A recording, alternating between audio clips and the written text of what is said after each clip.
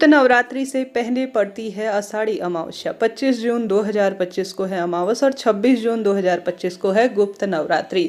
गुप्त नवरात्रि से पहले जो अमावस्या या नवरात्रि से पहले अमावस्या पड़ती है उसमें एक गुरुजी ने ऐसा उपाय बताया है जो घर के दरवाजे पर आपको करना है, परंतु करते आप सब होंगे। इसके नियमों से अवगत बहुत कम लोग हैं। आपको यह उपाय कैसे करना है, किस स्वरूप में करना है, वीडियो में मैं करके दिखाऊंगी ताकि आपको कोई दिक्कत ना हो। अन्य उपाय भी हैं जो कि आपके पितृदोष, वास्तु दोष, घर में किसी का किया कराया बंधन है या कोई बाधा लग गई है जिस कारण से बच्चों की विवाह, पुत्र प्राप्ति नहीं हो रही है, कर्ज बढ़ रहा है, संकट आपको तंग कर रहा है, तो यह उपाय किसी चमत्कार से कम नहीं है। एक बार प्रैक्टिकल रूप में करके देखिएगा। लाभ जाने किस स्वरूप में मिल जाए यह तो जो है पूर्ण रूप से प्रभु ही जाने, परंतु लाभ मिलना निश्चित है। ऐसे में आप सभी को करना है यह उपाय अमावस्या पर।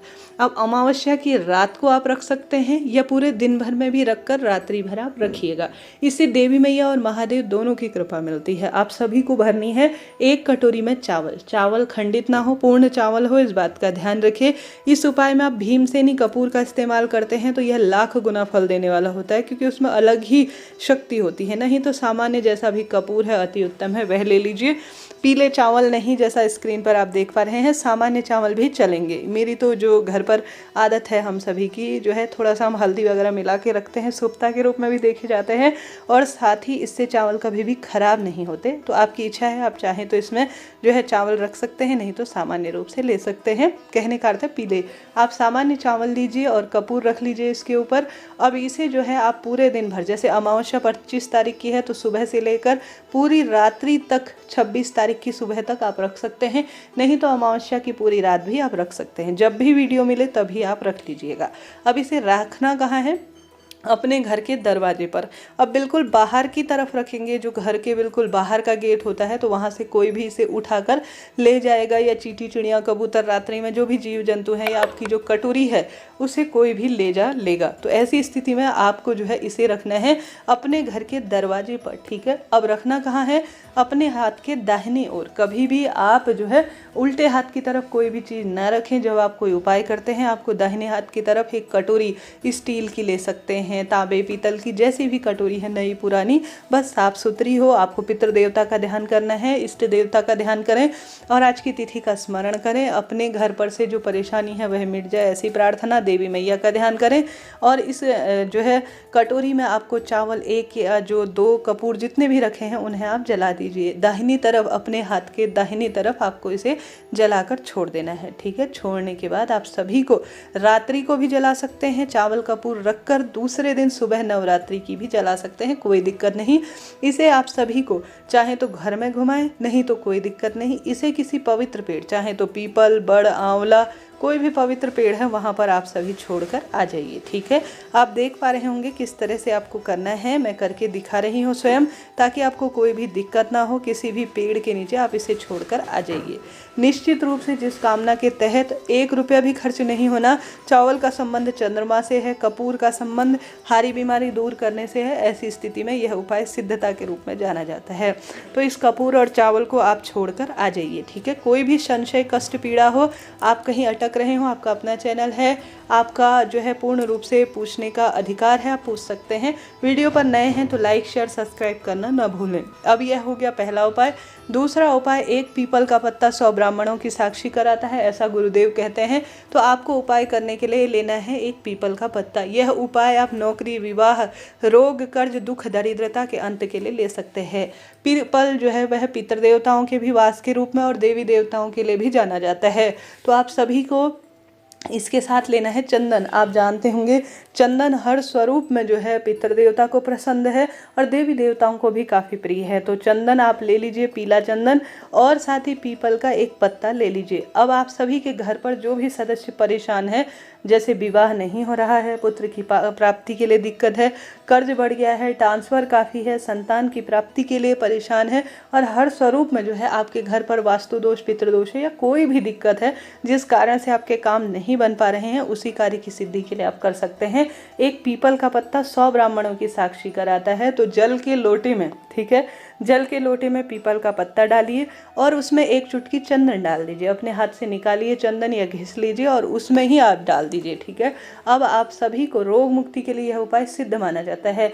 इसमें आपको डाल देने हैं काले तिल। जो व्यक्ति बीमार है, नशा करता है और हर स्वरूप में तकलीफ कर रहा है, आप सभी को पितरेश्वर महादेव, अवधूतेश्वर महादेव और काशी विश्वनाथ भगवान का नाम लेना है। 3 नाम आपको लेने हैं और जल के लोटे में जिसमें पीपल का पत्ता, काला तिल और चंदन आपने डाली है, तीनों चीजें, उस व्यक्ति के ऊपर से 21 बार, कितनी बार? 21 बार आप इस जल के लोटे को उतार लीजिए उल्टी दिशा में, अर्थात एंटी क्लॉक उतारा कर लीजिए और इस लोटे को अपने घर पर घुमा दीजिए। ठीक है, घुमाने के बाद आप यह कार्य दिन भर में, रात्रि भर में कभी भी कर सकते हैं। अमावस्या की रात्रि चमत्कारी है और इस जल के लोटे को आप अपने घर के मंदिर में या महादेव के मंदिर में या पीपल वृक्ष की जड़ में छोड़ आइए।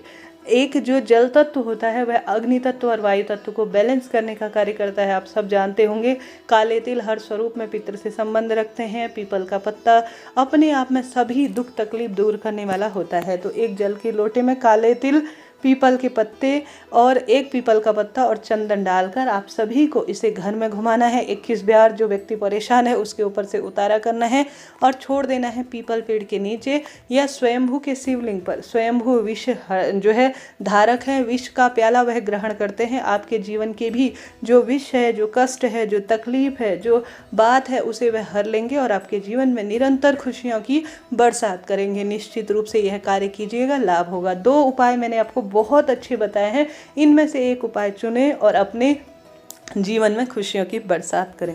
2 उपाय हैं, एक उपाय चुनिएगा। बढ़ते हैं तीसरे उपाय की तरफ। यह उपाय है दीपदान का। आप सभी को जल्दी उठना है, पीपल वृक्ष की जड़ में लंबी बत्ती का घी का दीपक या तिल के तेल का दीपक जिसमें आपने काला तिल डालना है, ओम सर्व पितृ देवाय नमो नमः कहते हुए पीपल वृक्ष की जड़ में दक्षिण दिशा की ओर मुख करते हुए इस दीपदान को करके आना है। पीपल वृक्ष की जड़ में कच्चा दूध, काला तिल चढ़ाएं और पीपल वृक्ष की जड़ में बैठकर ओम श्री पितृ देवाय नमो नमः इस मंत्र का आप 11, 21, 51 जितना जाप कर सकते हैं उतना करें। घर की रसोई में भी पितरों के नाम से दीपदान किया जा सकता है, यह भी लाभ देता है।